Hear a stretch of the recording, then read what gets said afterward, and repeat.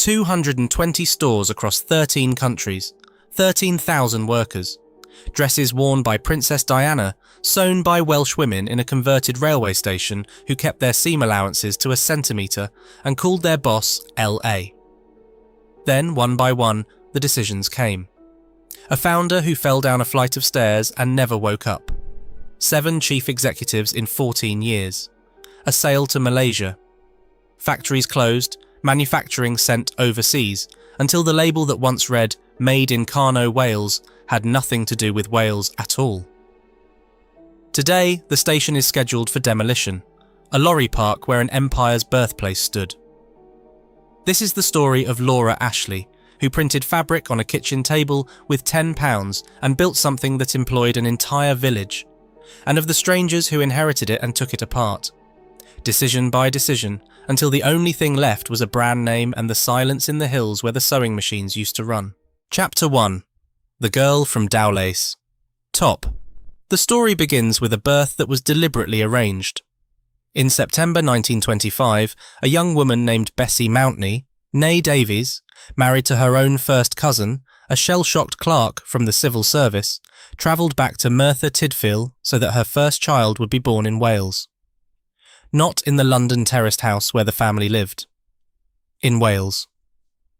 At 31 Station Terrace, Dowlais Top, in the home of Bessie's mother, Margaret Davies. The baby was named Laura. It was a small act of cultural insistence that would echo for decades, though nobody in that house could have known it. Laura Mountney grew up in Camden Road, London, lower middle class, strict Baptist, the eldest of 4. Her father Stanley carried the war inside him in the way that generation did, privately, corrosively. But every holiday, Laura was sent back to Dowlais, to Grandma Wales, to Hebron Chapel, where the services were conducted in Welsh she couldn't understand. She loved it anyway. She loved the singing most of all. What she absorbed there wasn't language, it was texture. Patchwork quilts on iron bedsteads. Rag mats on scrubbed stone floors. The particular domestic order of a Welsh chapel household where nothing was wasted and everything had its proper place. Her Aunt Elsie deepened the education. Books, gardening, English tea served properly, Liberty print dresses. Laura read Jane Austen. She read Anthony Trollope. She was assembling, without knowing it, the aesthetic vocabulary she'd one day sell to millions. A curated vision of domestic life drawn from 2 sources, the Welsh grandmother and the literary aunt, fused into something that felt timeless because it came from childhood memory rather than fashion. When war broke out in 1939, Bessie moved the children back to Dowlais. Laura returned to London at 16 to keep house for her father, took a shorthand typing job at the Ministry of Health, and in 1943 enlisted in the Women's Royal Naval Service. She served in France and Brussels after D-Day. She was practical, resourceful, and deeply homesick for a version of domesticity that the war had interrupted. She met Bernard Ashley at an Air Cadets dance in Wallington in 1943. He was 17, born above his family's grocery shop in Brixton, educated at Whitgift Middle School, where by his own cheerful admission he never passed an exam. His grandfather was an engineer, and Bernard had inherited the compulsion to build things, to make machine work. He enlisted in the Royal Fusiliers at 18, was seconded to the 1st Gurkha Rifles, and served in India. Laura recalled the meeting with the certainty of someone who'd already decided, "The minute I set eyes on him, I knew that this was the man I wanted to spend the rest of my life with."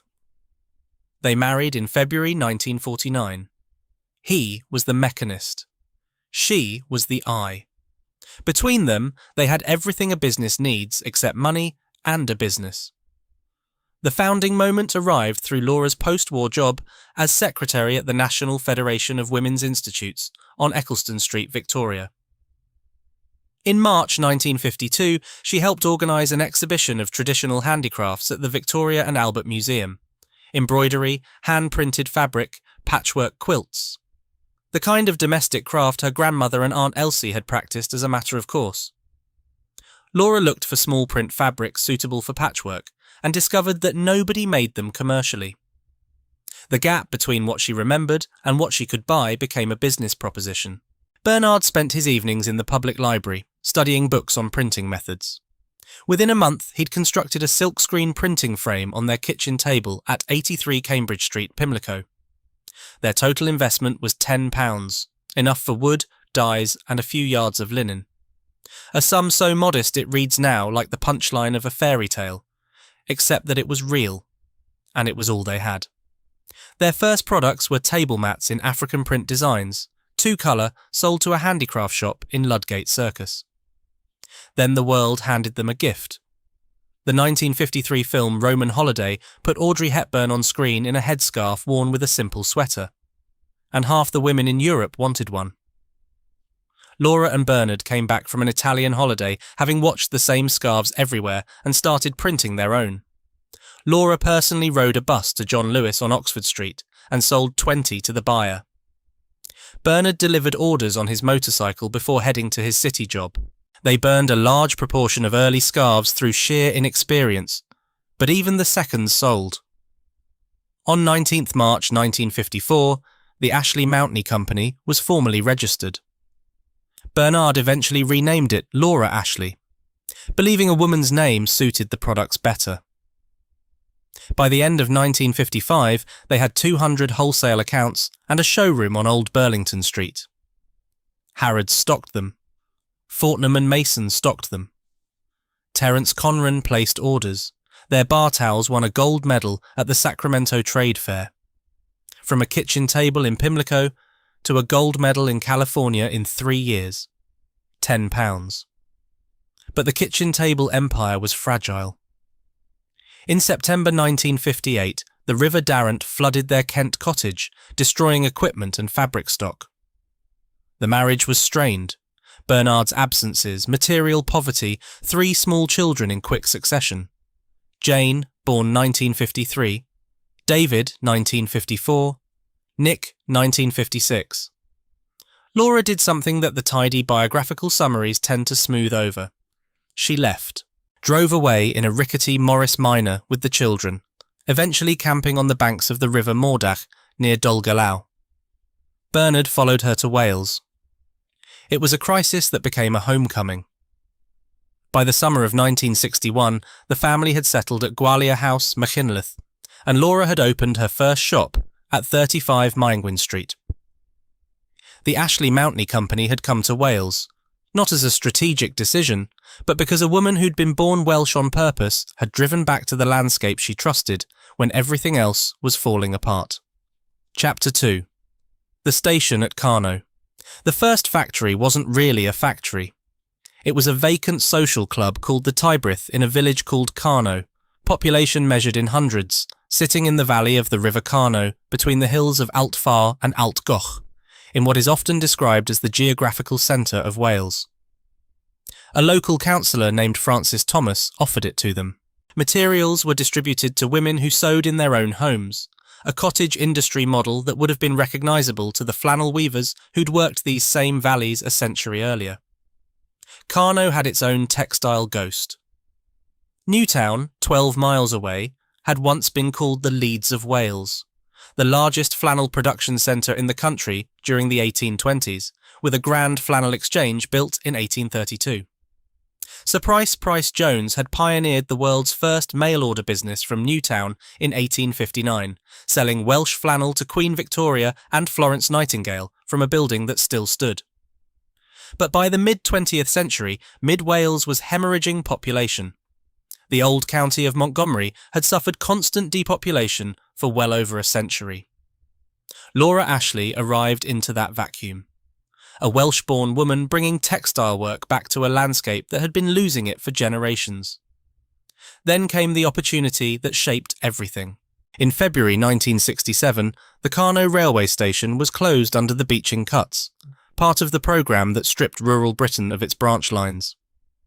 Bernard and Laura bought the Victorian station building and a couple of acres around it. Bernard designed and built a flatbed printing machine capable of producing 5,000 metres of fabric per week. The abandoned station became a working factory. What Beeching closed, the Ashleys reopened. In 1966, Laura had produced her first dress for social wear, the long-length silhouette that became the brand's signature. Full skirts, high necks, mutton sleeves, lace and ruffles. It was profoundly countercultural, though that wasn't the intention. As one fashion analysis later noted, late 60s and early 70s fashion had ended up in something of a cul-de-sac. Hot pants couldn't get any shorter, bell-bottoms couldn't get much wider. And then Laura Ashley arrived with something so completely different, so pretty, so romantic, that it cut through the noise entirely. The prices were kept deliberately affordable. £5 for a dress in 1972. A calico wedding dress for £8.50. Laura insisted her clothes were not fashion, but merely an alternative to jeans. She meant it. This wasn't couture. It was craft. Welsh women sewing cotton dresses in a converted railway station, producing clothes that felt like an antidote to everything loud and synthetic about the decade. In 1968, Ashley Shops Limited was formed, and the first branded Laura Ashley shop opened at 23 Pelham Street, South Kensington. Business was initially slow. Bernard's solution was characteristically mechanical. He took out 100 adverts on the London Underground. Turnover rose 300% in 3 days, then climbed to 3,000% over the following 2 months. The Fulham Road shop, opened in May 1970, sold 4,000 dresses in 1 week. 4,000. From a company whose entire manufacturing base was a converted station and a network of women sewing in their kitchens across rural Montgomeryshire. That volume forced the first expansion. A new factory opened in Newtown to handle the demand. But Carno remained the heart, the original, the place where Laura kept her design studio, where the decisions were made, where the aesthetic was controlled. The label on every garment read, "Made in Carno, Wales." It became, for those who noticed, one of the most evocative manufacturing marks in British fashion. A tiny village in the dead centre of Wales, producing dresses sold in South Kensington. By 1975, the company had more than 40 shops, turnover of £5 million, and 1,000 employees across 3 factories. Laura was offered an OBE. She declined, upset that Bernard hadn't been recognised alongside her. In 1977, they accepted the Queen's Award for Export instead, a distinction that honoured the business rather than the individual. Shops opened in Geneva, Amsterdam, Paris, San Francisco. The Paris shop, which opened in 1974, debuted the distinctive green frontage and stripped wood interior that became the brand's visual signature worldwide. The family worked as a unit. Son David designed shops and would eventually open 182 across America. Daughter Laura Jane became the company photographer. Son Nick became design director. Daughter Emma designed textiles. Financial manager John James, appointed in August 1974, brought the first formal board meetings to what had until then been run on instinct, taste, and Bernard's relentless engineering. The Ashley Mountney Company had become Laura Ashley. The kitchen table had become an empire, and the empire was still rooted, physically and spiritually, in a converted railway station in the geographical centre of Wales. Chapter 3. Made in Carno, Wales. Mo Lewis was one of the first 2 sewing machinists hired at Carno. She and her sister Rosina got the jobs because, as Mo recalled, Carno wasn't a sewing place, there wasn't anybody in Carno who could already do the work. Mo started at £4 a week, up from £1.50 at her previous job. The early factory was, in her words, very basic, with the kettle next door to the toilets. But £4 a week in rural Montgomeryshire in the early 1960s was transformative money, particularly for women. This was a landscape where paid work for women scarcely existed. The farms employed men. The shops employed a handful. Laura Ashley's factory offered something that the economic geography of mid-Wales had never reliably provided: regular wages for women, paid weekly in their own community. The workforce grew as the company grew. By the 1980s, the Carno factory employed more than 220 staff. The workforce was overwhelmingly female, women in sewing and machinist roles, men primarily in printing, dyeing, cutting and transport. Margaret Humphreys remembered, "Every house in Carno had someone working there, sometimes whole families, husband, wife and children. 3 or 4 buses brought workers each morning from Machynlleth, Llanidloes and Newtown. The factory had become the organising principle of the village and the surrounding valleys. The work itself was precise. Workers sat in rows and the tasks weren't monotonous, in the way outsiders might assume. The colours changed before the work became too boring, Margaret recalled. But the quality standards were exacting.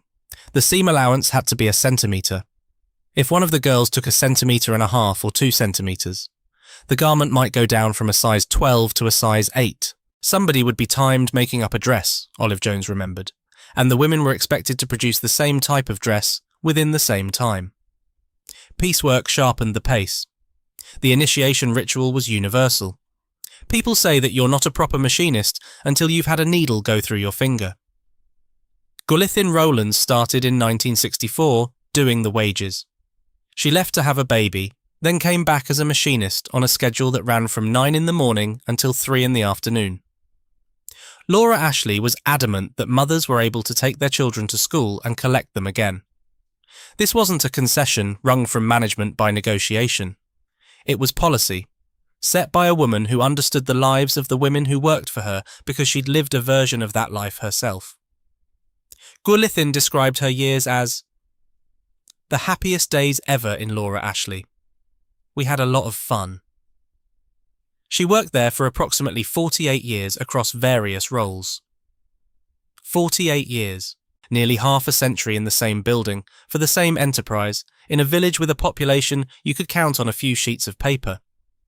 Her brother Marion Rowlands had a trajectory that captures something essential about what Carno was. A former sheep-shearing champion who'd been about to leave the area entirely, part of the steady depopulation that had defined mid-Wales for a century, Marion joined the factory floor and rose to company director. Multiple workers described him as very fair. He was the person you went to when there was a problem, the bridge between the shop floor and the offices upstairs where managers looked down through glass at the production floor. Olive Jones noted that arrangement with dry precision. We could see them, and they could see us, managers, directors, and all this palaver. Bernard Ashley didn't allow trade unions. He was against it. He didn't want the union in, Mo Lewis recalled. Olive Jones was a secret union member, but there was no formal union presence. Workers approached management through supervisors, particularly through Marion. The system worked, after a fashion, because the enterprise still felt personal. Bernard invested in housing for workers, lending money for deposits, building homes in the village. Mo Lewis put it simply, I think half of Carno were very lucky. The social life knitted factory and village into a single fabric. Christmas parties were, by every account, fantastic. Food provided, husbands invited. There was a Laura Ashley women's football team. Workers competed in It's a Knockout competitions and entered the Carno show. Seconds were available at a discount. When Olive Jones got married, her colleagues put her in a trolley, took her down to the river and tipped her in. Friday afternoons, the factory closed at midday and everyone went to Newtown to shop. The rhythm of the working week, the buses arriving, the machines running, the midday Friday finish, was the rhythm of the community itself. Laura Ashley came to the factory regularly. She'd come round and chat to the workers, Olive Jones remembered. The workers called her L.A. She was popular, genuinely, not managerially.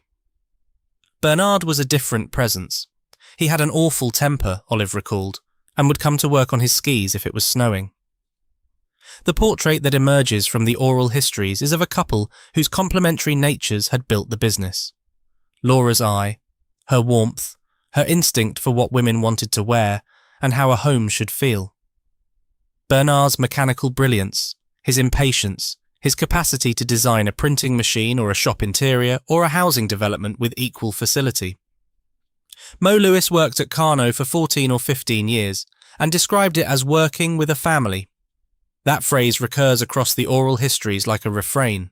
It wasn't sentimental. The piecework was hard, the pay was modest, the needle through the finger was real. But the scale was human. You knew the woman sewing next to you. You knew her husband. Your children went to the same school, and the person whose name was on the label came to the factory walked the floor and talked to you about the work. That was Carno. Chapter 4. The Empire of Roses. By the late 1970s, Laura Ashley had pivoted from fashion towards something larger, the complete domestic aesthetic. The English country house look, coordinated fabrics, wallpapers, paints, ceramic tiles, transformed the brand from a dress company into a lifestyle proposition. The 1982 Laura Ashley book of home decorating was an instant bestseller. The Decorator collection let customers match their curtains to their cushions, to their wallpaper, to their kitchen tiles, all in the same cabbage rose print. It was a total environment, and millions of women on both sides of the Atlantic wanted to live inside it. The cultural paradox ran deep, and it's worth naming.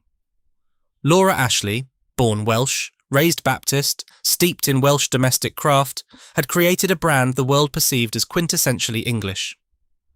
The cabbage roses, the country house chintz, the connection to Princess Diana, all of it was manufactured in Welsh-speaking mid-Wales by women earning modest wages.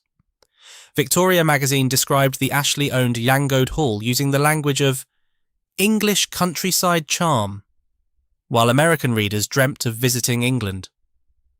This elision of Welsh landscape into English cultural fantasy was baked into the brand's global identity. The women in Carno were sewing an Englishness that didn't exist, for customers who couldn't find Wales on a map, but they sewed it brilliantly.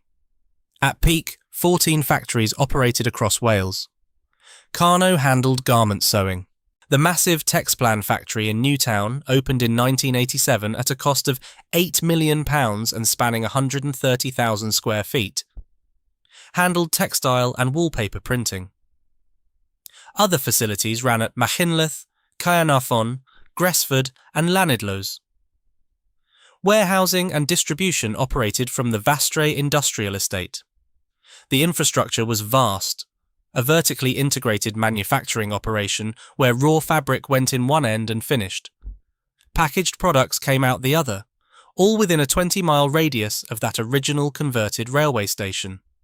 Lady Diana Spencer was photographed wearing a Laura Ashley flounced skirt before her marriage. Anna Harvey, Vogue's deputy editor, recalled that in the early days Diana really had nothing in her own wardrobe. A few Laura Ashley blouses and skirts and some bobbly jumpers. The brand was integral to the Sloane Ranger look.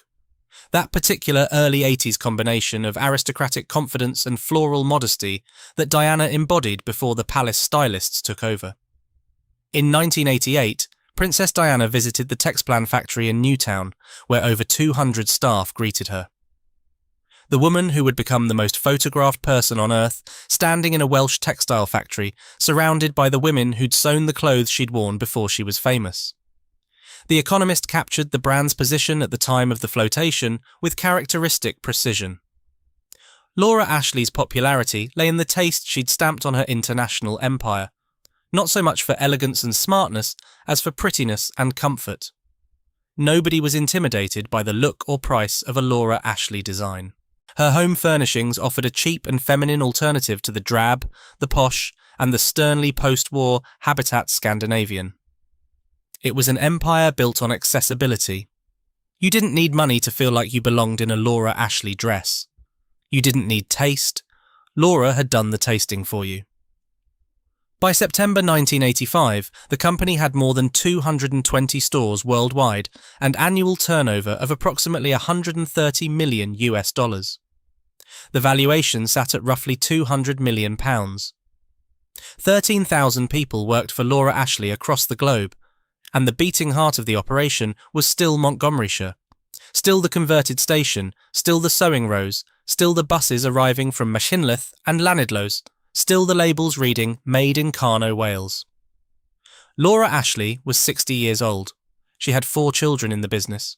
She had a husband who could build anything. She had a stock market flotation weeks away that would make the family enormously wealthy and fund the next phase of expansion. She had just become a grandmother.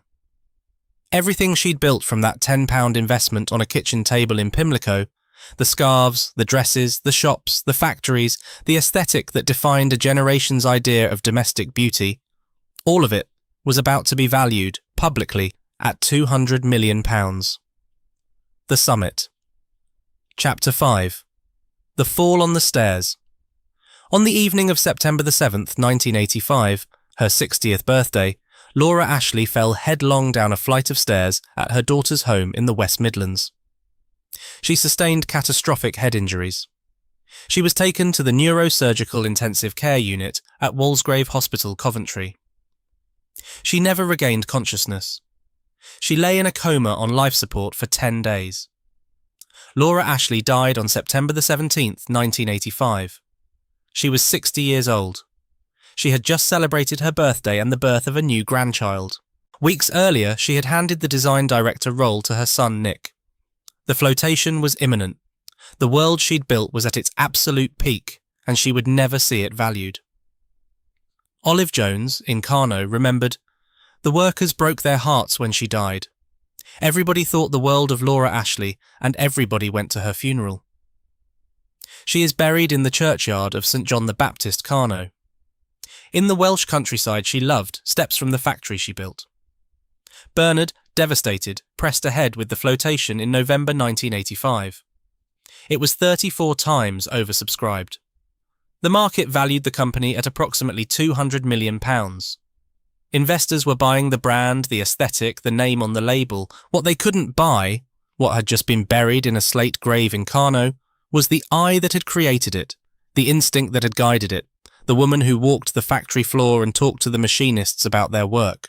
The Sunday Times would later conclude, with her death, the company lost its essence. The warning signs were already present at the summit, though they were invisible in the glow of the oversubscribed flotation.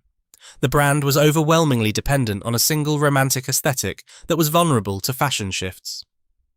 The company was run as a family enterprise with what the Independent on Sunday would call rather naive management.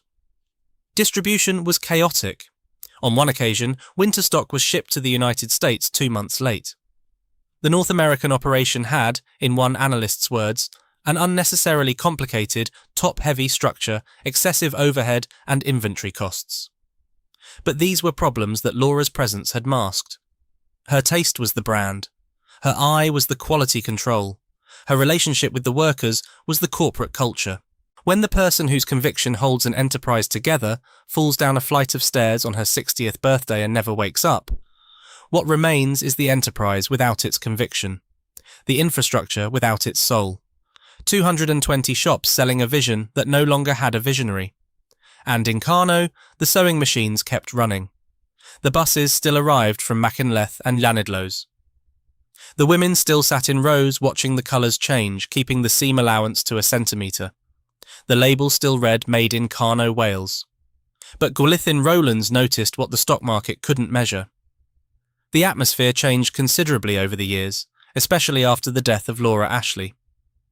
Strangers came in to run the place towards the end of the 1980s, and it felt less like a family atmosphere. The new people didn't appreciate the relationship that had existed between Laura Ashley and her workers. Strangers came in to run the place. That sentence carries the weight of everything that followed. For the next 14 years, 7 chief executives would pass through the company like weather systems, each one bringing a new strategy, a new team, a new vision of what Laura Ashley should become. None of them would come to the factory and chat to the workers. None of them would insist that mothers finish at 3. None of them would walk the floor. And one by one, the factories would close, the workers would be made redundant, the buses would stop running, and the labels would stop reading Made in Carno, Wales. That was the summit, the highest point. They just didn't know it yet. Chapter 6. The Revolving Door. After Laura's death, the company operated for 13 months without a chief executive. 13 months. A newly public company valued at £200 million with 220 stores across 13 countries. And nobody at the helm. John James, the financial manager who'd brought formal board meetings to the enterprise in 1974, had been the closest thing to a CEO. But James clashed with Bernard Ashley over what James saw as the family's non-commercial input, and what Bernard saw as an outsider trying to strip the soul from his wife's creation. Bernard effectively asked him to resign. James left. The chair sat empty. The company drifted. What followed was a pattern that would repeat with grinding inevitability for 14 years. 7 chief executives, each one arriving with a mandate to fix what the previous one had broken, each one undoing their predecessor's strategy before their own could take hold, each one eventually colliding with either the Ashley family, the Malaysian owners, the market, or the brand's own stubborn refusal to become whatever they wanted it to be. Jim Maxmin arrived in September 1991, an American with a PhD in philosophy who'd previously run Volvo UK. He was cerebral, strategic, and determined to professionalise the operation. A side letter in his contract stated that Bernard Ashley would not interfere with daily operations. That clause proved unenforceable, but Maxmin pressed ahead. He began contracting out manufacturing and distribution, forming a 10-year alliance with Federal Express. He briefly returned the company to profitability. For a moment, it looked like the philosophy graduate might have found the formula. Then, in 1994, the Ashley family, still majority shareholders, voted to slash internal investments to boost short-term dividends. Maxmin refused. He believed you couldn't hollow out a company's capabilities and expect the brand to survive on reputation alone. He resigned. His compensation package was £1.8 million, in a year when total company profits were £3 million. The man who'd tried to save the manufacturing base walked away with more than half the year's earnings. The family who'd forced him out kept the dividends. And the factories kept running, for now, though the principle that would eventually close them, that manufacturing was a cost to be cut rather than a capability to be protected, had been established. The next appointment was Anne Iverson, and she arrived in June 1995 like a force of nature from a different world entirely. American. Former Vice President at Bloomingdale's. Former Senior Vice President at Bonwit Teller. Former CEO of KB Toys and Mothercare. She brought with her a high-powered team. James Welsh, formerly Chief Financial Officer of Harrods and House of Fraser, as Finance Director. Basher Cohen from Carol Little as Creative Director to freshen the line. Eric Bremner from Max Mara, to revamp women's wear. Iverson's salary in her first year was £883,000.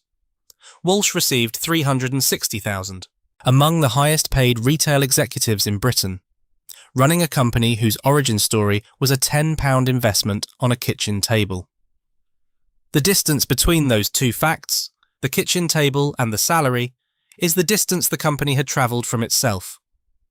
Iverson's strategy was bold and, by the logic of American retail expansion, entirely rational.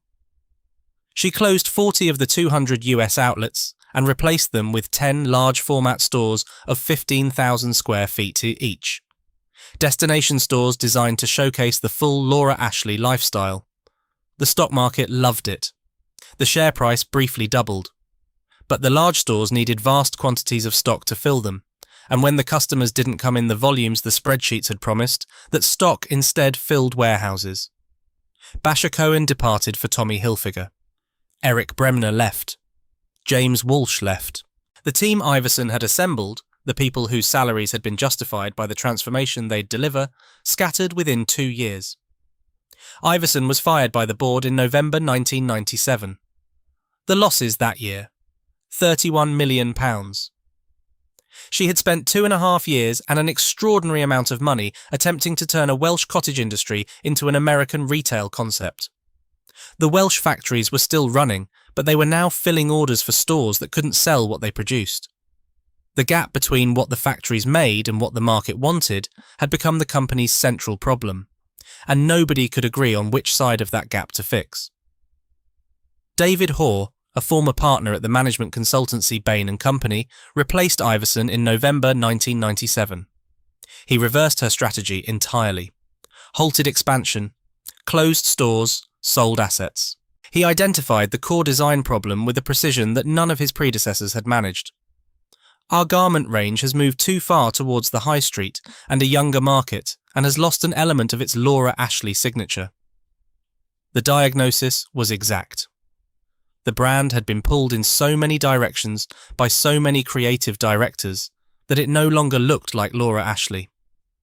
But Hoare's solution, retrenchment, cost-cutting, factory sales, meant that the Welsh manufacturing base became an asset to be liquidated rather than a capability to be restored. Debt had doubled to £30.6 million. Cumulative losses stood at £83.4 million. A former manager captured Bernard Ashley's state of mind in those years with a sentence that says everything. Sir Bernard, in my view, never got over the death of Laura. Bernard stepped down as chairman in 1993 and became non-executive director with the title Honorary Life President. Between 1994 and 1998, he watched 3 more chief executives arrive, clash with him, and leave.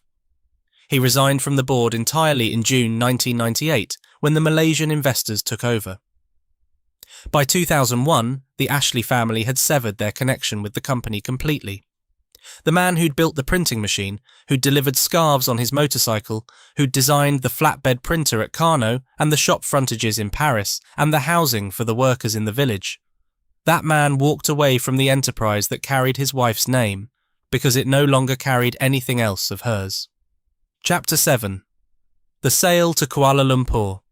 In April 1998, with the company hemorrhaging cash and bankers growing increasingly restive, the board sold 40% of Laura Ashley's equity to Malayan United Industries for £43.5 million. MUI was controlled by Khoo Kay Peng, born in 1939 in Batu Pahat, Johor, a former bank manager who'd built MUI into a diversified Asian conglomerate encompassing retail, hotels, food and property. He became chairman in February 1999. Eventually, he held approximately 58% of shares through direct and indirect vehicles and served as chairman until December 2018, when his son Andrew Khoo succeeded him. The sale meant that decisions about Welsh factory workers' livelihoods were now made by a Malaysian conglomerate whose primary interests lay elsewhere. The Oral History Archive recorded the consequence with blunt accuracy. The sale of the company to a Malaysian group meant a change of operations, production and manufacturing overseas and greater importation. This was a complete turnaround from the original business philosophy. Khoo installed MUI executives in key positions. Victoria Egan, president of MUI's Philippine retail subsidiary, became CEO. She lasted 5 months. She was replaced by Kwan Cheong from MUI's Metrojaya retailing arm in Malaysia.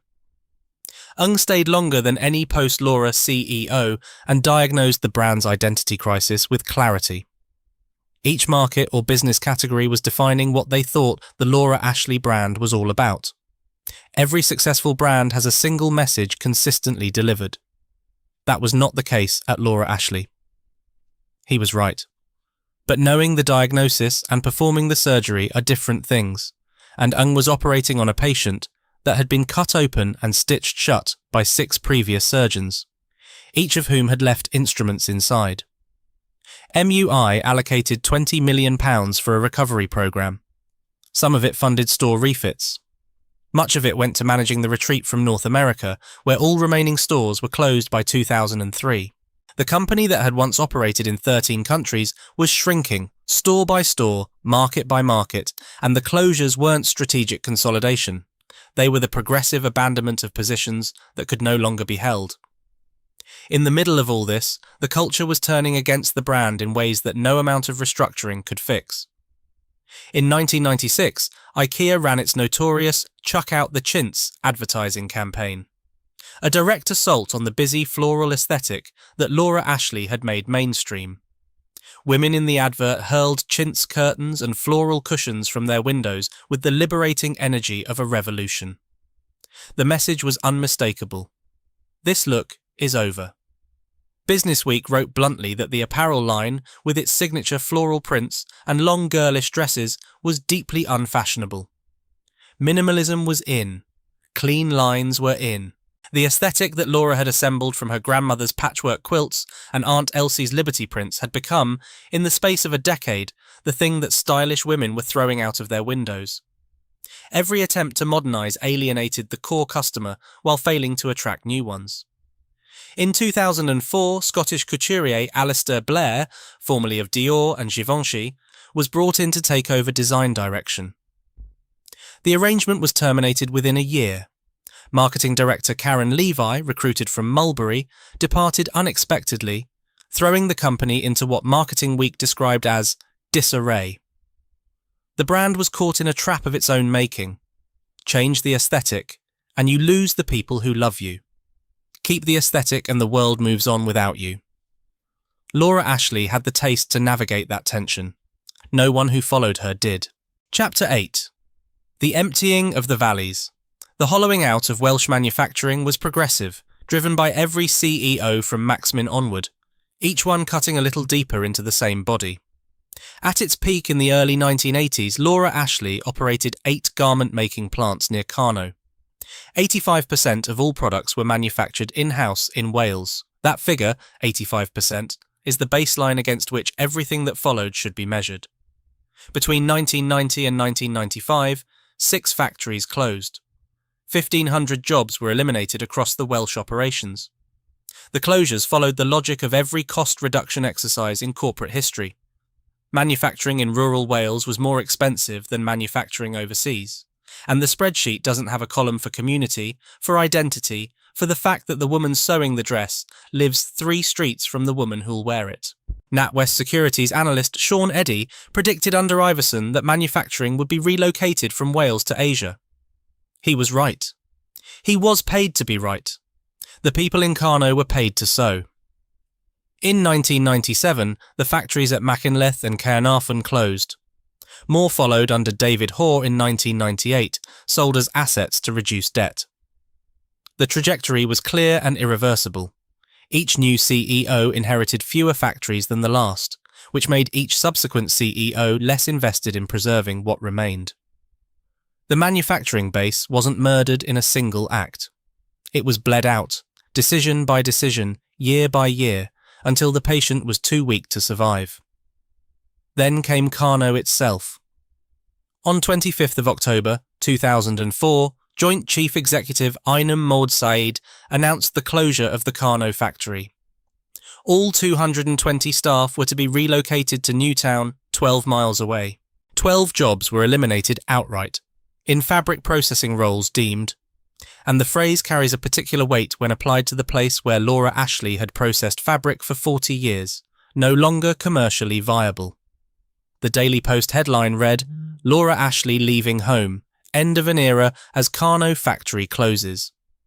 Montgomeryshire Assembly member Mick Bates called it deeply regrettable, warning that the impact of closure on small communities can be devastating. Local MP Lembit Erpic urged the Welsh Secretary to help create new jobs.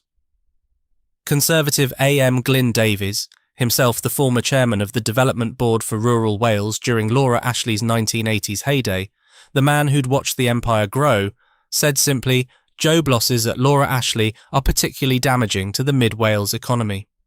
The factory physically closed in early 2005. 40 years of continuous production. The converted railway station where Bernard had built his first flatbed printer. The sewing rows where Mo Lewis and her sister Rosina had been the first 2 machinists. The floor where Golithin Rowlands had worked for nearly half a century. The trolley route to the river where Olive Jones had been tipped in on her wedding. All of it. Finished. The women caught the bus to Newtown instead, or they didn't. Some were close to retirement, some had never worked anywhere else. Anne Evans, who'd worked at Carno for 20 years, described what was left behind. People left so suddenly, what's left now is like Mrs. Havisham's house in Great Expectations. There are still chairs, curtains, files and phone equipment in the reception area. The building sat like that for 9 years. Abandoned. Full of furniture that nobody came to collect, files that nobody came to read, phone equipment that nobody came to disconnect. A factory frozen at the moment of its death, gathering dust while the brand it had built continued to trade on the memory of what it had once been. Chapter 9. The Last Shift. After Carno closed, the Texplan factory in Newtown became the last Laura Ashley manufacturing site in Wales. The massive building, 130,000 square feet, opened in 1987 at a cost of £8 million, carried the final weight of a manufacturing tradition that had once spanned 14 factories and employed thousands across the Welsh heartland. The international retreat accelerated. In September 2018, the long-standing Japanese partnership with Aeon was terminated, closing 120 stores overnight. The Australian operations had entered voluntary liquidation 2 years earlier. From over 500 stores in 13 countries, the network shrank to approximately 150 UK outlets. The company was contracting toward its core, but the core itself was hollowed out. A brand selling nostalgia for a manufacturing culture it had already dismantled. On 17 March 2020, Laura Ashley filed a notice to appoint administrators, citing the impact of COVID-19 on footfall. It became the first major UK retailer to name the pandemic as a factor in its failure. But the 20-year decline made collapse inevitable, regardless. COVID didn't kill Laura Ashley. COVID was the last step on a staircase that had been descending since 1985, a staircase, it must be said, that echoes with a grim irony the company's founder would never have chosen as a metaphor for her legacy. On 23 March 2020, Robert Lewis and Zelf Hussain of PricewaterhouseCoopers were appointed joint administrators. All 147 UK stores were closed. 1,669 store employees were furloughed. 268 redundancies followed across head office and back office functions. On 22 April 2020, Gordon Brothers Brands of New York acquired the global Laura Ashley brand, the archive of more than 98,000 pieces and all related intellectual property. The price was in excess of £25 million. The sale did not include staff, did not include stores, did not include manufacturing facilities.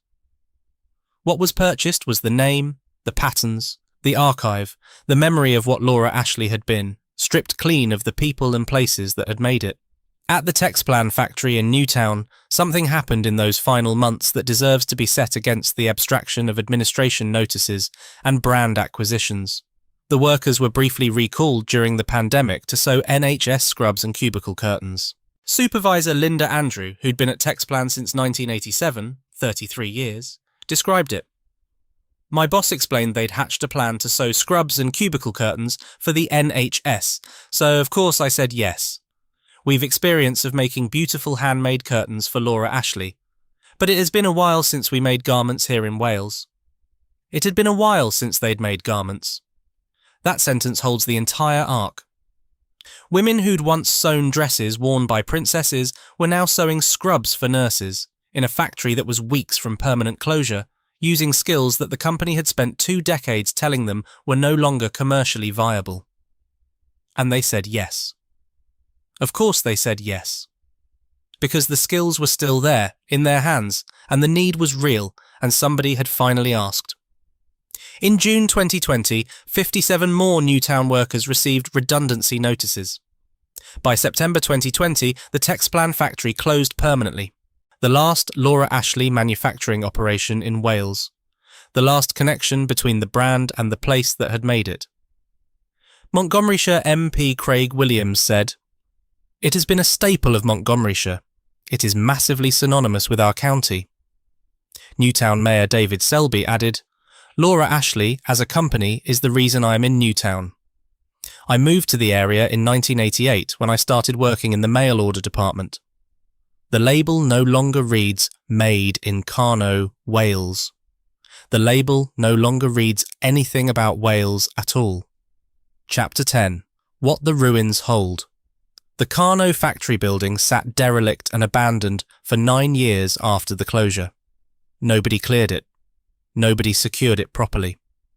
Urban explorers who found their way inside described desks still holding phone equipment, files still in cabinets, chairs still at workstations. A workplace frozen at the moment everyone walked out, as if the building itself hadn't accepted what had happened. In February 2015, the site was bought by West Yorkshire fellmongers, the Byrne family, for leather processing. By 2024, plans emerged to demolish the remaining Laura Ashley factory buildings, including the Victorian railway station that Bernard and Laura had bought when Beeching closed it. The building where Bernard had installed his first flatbed printer, where Laura had kept her design studio, where the whole enterprise had taken its physical form. The plan was to replace it with a 24-lorry parking facility. Carno Community Council initially objected strongly. Then they reversed their position, supporting demolition because the site was, they said, in a dangerous state and full of nasties like asbestos. Anne Evans, the worker who'd made the Mrs. Havisham comparison, who'd given 20 years of her life to that building, said, "It is too late for the Carno site. Plans are too far ahead." A converted Victorian railway station that became a fashion empire's birthplace, scheduled for demolition to make room for lorries. The building that once produced dresses worn by princesses reduced to a footprint for freight. The physical erasure of a story that the brand itself was still, elsewhere, monetizing as heritage. Because the brand survived. Brands do, when they're separated from everything that made them. Gordon Brothers converted Laura Ashley from a vertically integrated operating business into what the industry calls an asset-light licensing model. They partnered with Next for UK retail presence and licensed the name across 80 countries for over $750 million in global retail sales. In January 2025, Marquee Brands, a New York portfolio company that also owns Martha Stewart, Ben Sherman and Sur La Table, acquired Laura Ashley from Gordon Brothers. The brand now operates in more than 200 lifestyle categories through more than 100 licensed partners. Zero manufacturing connection to Wales. Zero connection to Carno. Zero connection to the women who sat in rows and kept the seam allowance to a centimetre. But something happened in October 2020 that complicates the narrative of total loss. Fashion Enter Limited, a London-based social enterprise, opened a new factory in Newtown and hired 77 former Laura Ashley workers. CEO Jenny Holloway said, "Many of the stitchers we have hired had loyally worked at Laura Ashley for more than 35 years. I couldn't rest knowing they were going to lose their jobs. You also don't find experienced stitchers of that number anywhere anymore. They are like gold dust." Gold dust. Women whose skills had been declared no longer commercially viable by successive chief executives were described by the person who actually hired them as irreplaceable. The new factory was based, with pointed symbolism, in the Royal Welsh Warehouse, locally known as the Price Jones Building, after the Victorian mail-order pioneer who'd first sold Welsh flannel to Queen Victoria from that same site. The Welsh textile tradition circling back to its origin point. Initial production was 10,000 garments per week for ASOS. The Welsh Government supported the venture through the Economy Futures Fund and React Wage Subsidy Programme.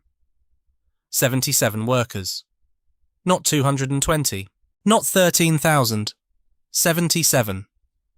Which is itself a measure of how much had already been lost before this small, stubborn act of recovery arrived. Chapter 11. The Slate Graves at Carno. Lara and Bernard Ashley lie buried side by side in the churchyard of St John the Baptist, Carno, 3 simple slate graves alongside Bernard's father Albert. The village sits at the geographical centre of Wales, connected to the world by a single carriageway A-road. A campaign to reopen the railway station, the same beaching closure that gave the Ashleys their factory building in 1967, has been ongoing since 2002. Endorsed by Network Rail and the Welsh Assembly. Still unrealised. The station that became a factory, that became a ruin, that became a lorry park, never became a station again. Former worker Anne Evans runs Heritage Hub for Wales, organising exhibitions to preserve the company's history. In March 2023, a Laura Ashley heritage plaque was unveiled in Newtown. The For the Love of Laura Ashley exhibition ran at Moma Tabernacle, Machynlleth, that summer. Laura's son, Nick Ashley, wrote to the organisers, the dream team of mid-Wales, he called them, and set down what the biographical summaries and the business school case studies and the administration filings never quite captured. My mother used to freely admit, and was filmed stating she owed her success to the people of mid-Wales. There was not an awful lot of paid jobs for women back in the 60s, and women were flocking to Carno to join the friendly atmosphere. Flocking to Carno. Women walking and bissing to a converted railway station in the dead centre of Wales to sew dresses for £4 a week, then £5, then more, because it was work And it was theirs, and the woman whose name was on the label came to the floor and talked to them about the colours and the cuts and the seam allowances. That was the business. Not the flotation, not the share price, not the Malaysian acquisition, not the licensing model, not the 200 lifestyle categories. The business was women in a village, making things, and being paid for their skill. Powys County Councillor Michael Williams summarised what the Valley had lost. Laura Ashley is one of the most important females of the 20th century. There's no question about it. The brand now belongs to New York. The profits once went to Malaysia. The vision was sold as English. The labour was always Welsh. And in Carno, the slate graves face the hills of Alt Far and Alt Goch, while what remains of the factory walls waits for the demolition crews and the lorries. The bats have already moved in. They don't know what was made there. They nest in the silence where the sewing machines used to run, in a building that once dressed princesses, in a village that once employed everyone, in a country that once made things and stamped them with quiet pride, made in Carno, Wales.